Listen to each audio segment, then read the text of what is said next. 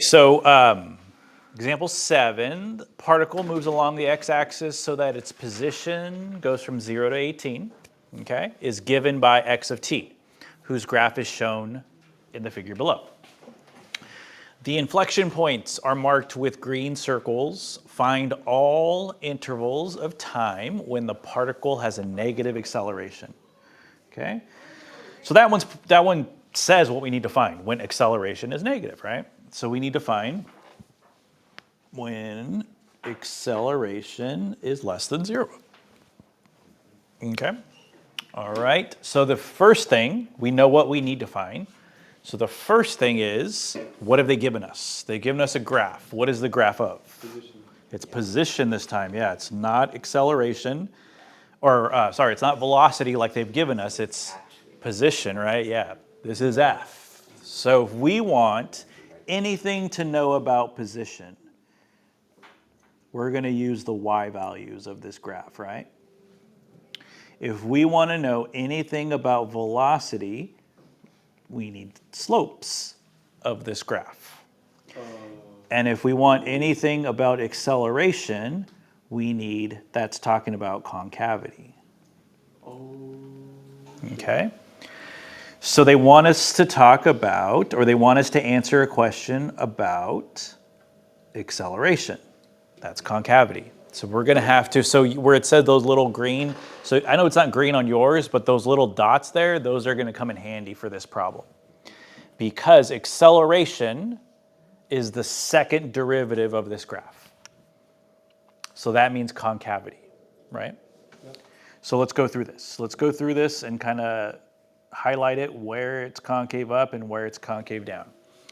Okay, so those little green dots are points of inflection, right? So points of inflection are when concavity switches from either concave up or concave down or vice versa, okay?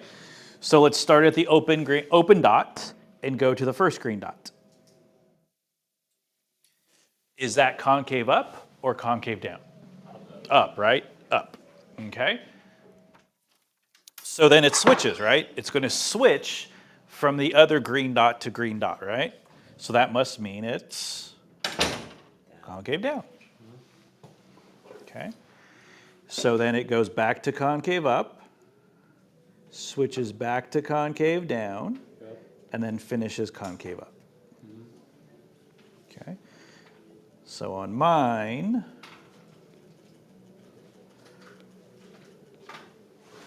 this color meant concave up, which is acceleration is positive. And then the light blue was concave down, which was acceleration negative, right? So they're just asking us, where does it have a negative acceleration? Well, that's going to be the blue. That's going to be the blue. So we say negative acceleration from 5 to 7 or 9 to 11. And we know that because we use the graph. We look to see where acceleration was negative, or the second derivative of a position. Okay. So that one's pretty straightforward. You didn't have to interpret anything. You just had to look to see where. Just know that if they're given position, acceleration is the second derivative. Now, if they gave us velocity, we would be looking at slopes, right? We would be looking at where is it increasing, where is it decreasing. That's the difference. So it just depends on what graph or what function they give you. Okay? All right. Okay, one more graph, and then there's one more question at the end, and we're done. All right. So the next question.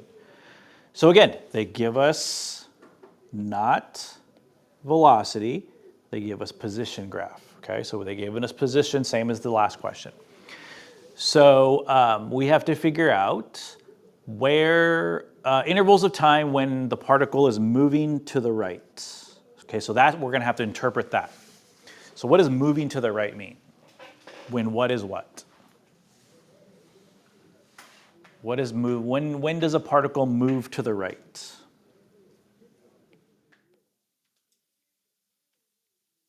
When acceleration is positive, when velocity is position goes increasing. Not position, not acceleration. What's the only other one?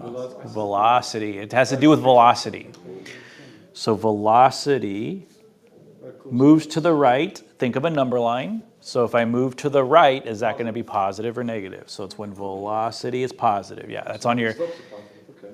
So that's on your. That's on that first page. Okay, it's part of that table. It's that table at the bottom.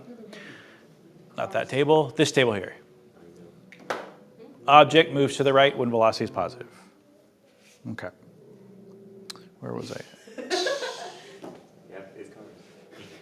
Okay. Those sound like cars. Okay, so if we're talking about velocity and we're looking at this graph, what am I looking at specifically? The first derivative, which is slope, right? So I'm looking at slopes. So where is the slope positive? Where is the slope negative? So let me color code this. So we start with a positive slope till about 4. And then I go negative till about 7. And then I go positive again till about 10. Then I go negative the rest of the way. Oh. Okay. Because if we're talking about velocity with this graph, we're looking at the slopes, increasing or decreasing.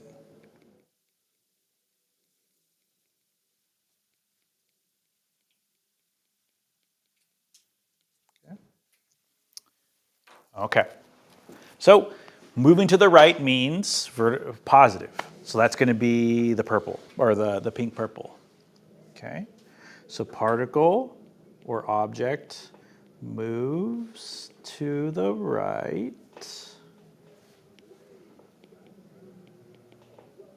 from 2 spots, 0 to 4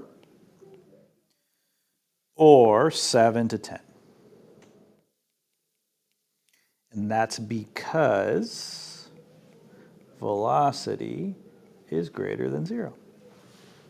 Now you don't have to put velocity, you could put x prime because it's the same thing, okay?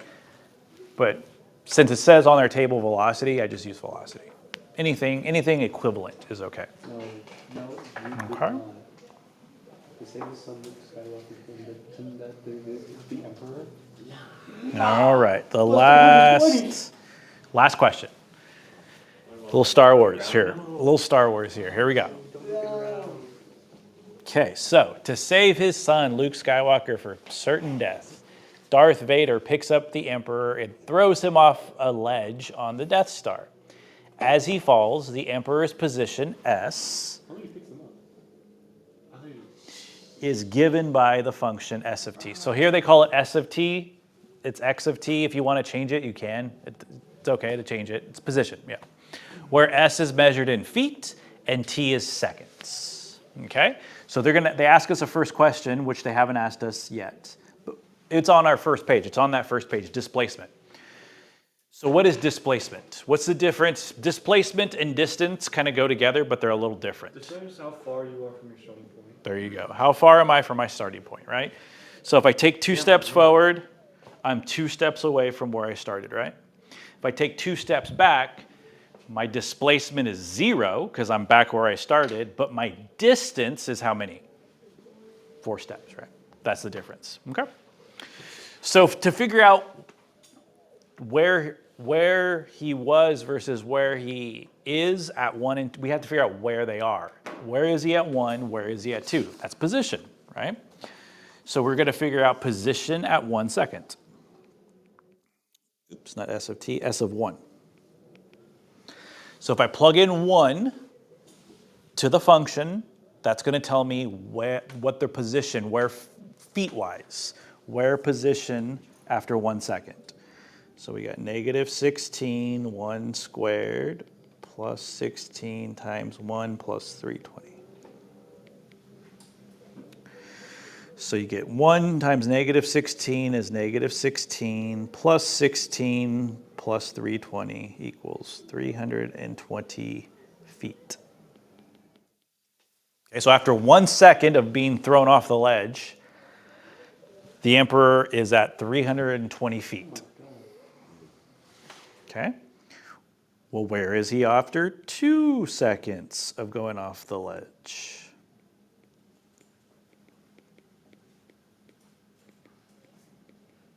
Okay. Negative 16 times 2 squared. 2 squared is 4. So negative 16 times 4 is negative 64 plus 32 plus 320. So you get negative 32 plus 320, I believe is 288 feet. So if you want to figure out displacement, you're going to go S of 1 minus S of 2.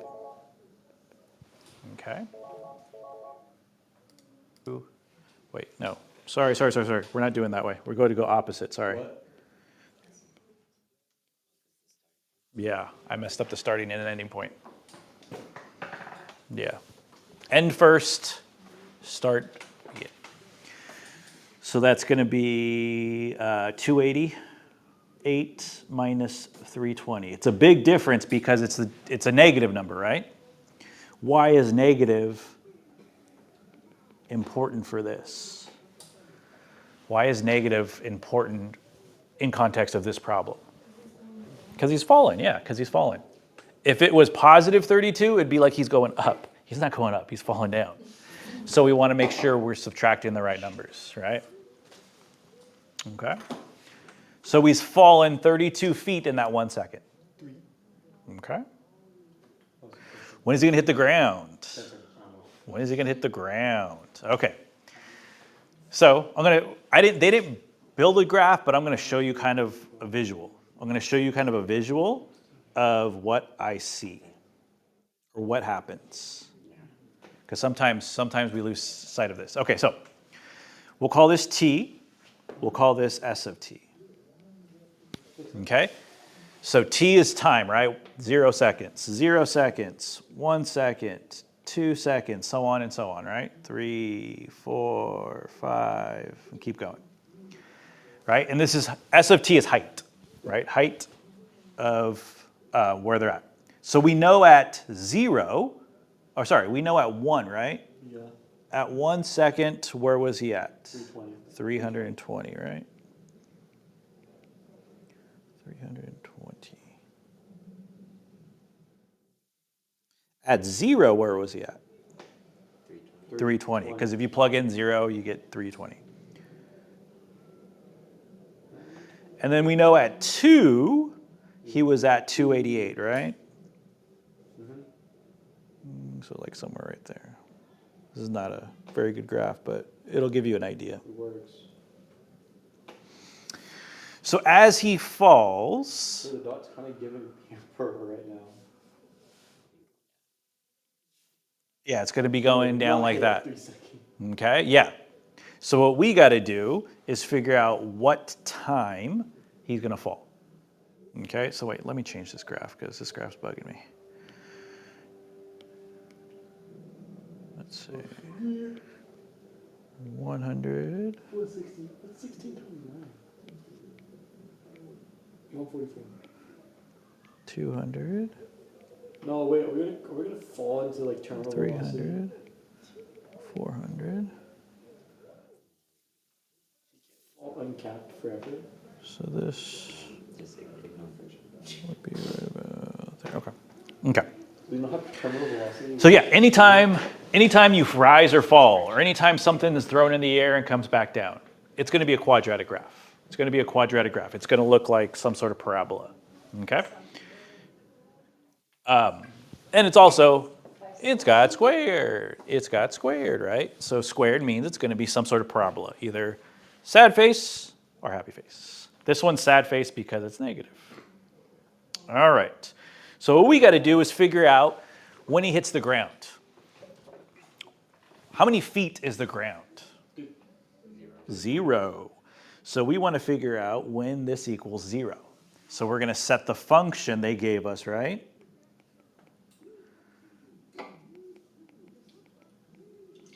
Equal to 0. It's really cool. We get to get 16 out of that. Okay. So yeah, the first thing I would do is factor out 16 from all of them. What are we doing? Yeah, negative 16. That was the minus 1t minus 20. Yeah. Okay, so now we got to figure out the two numbers that multiply to be negative 20 that add to be negative 1. It's like negative 5 and 4.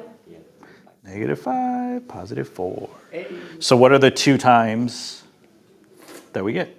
5 and negative 4. 5 and negative 4. I don't think time can be bad. And time can't go backwards. So negative 4 we're not going to use for this problem. Okay, so at 5 seconds, that's when you'll hit the ground.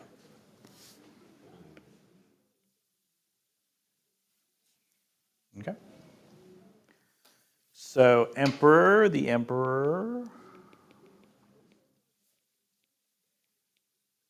will hit the ground at 5 seconds. Okay. What is the emperor's velocity at impact? So now we're talking velocity, right? Do we have velocity? Do we know anything about velocity yet? No, not yet, but can we? So how do we find velocity? Derivative, yep. So the derivative would be negative 32 t plus 16, right?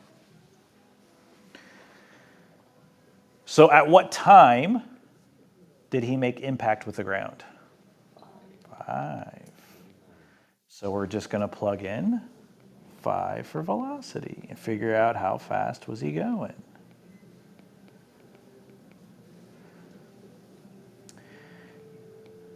Negative 32 times 5 is negative 160, plus 16 equals negative 144. So we get a negative number for velocity. Does that make sense? That is. Why does it make sense to get a negative number for velocity? Because it's direction. He's falling, right? If you're going down or if you're going to the left, that's negative, right? Depends what kind of situation it is. If it's a left or right, if you go left, that's negative velocity.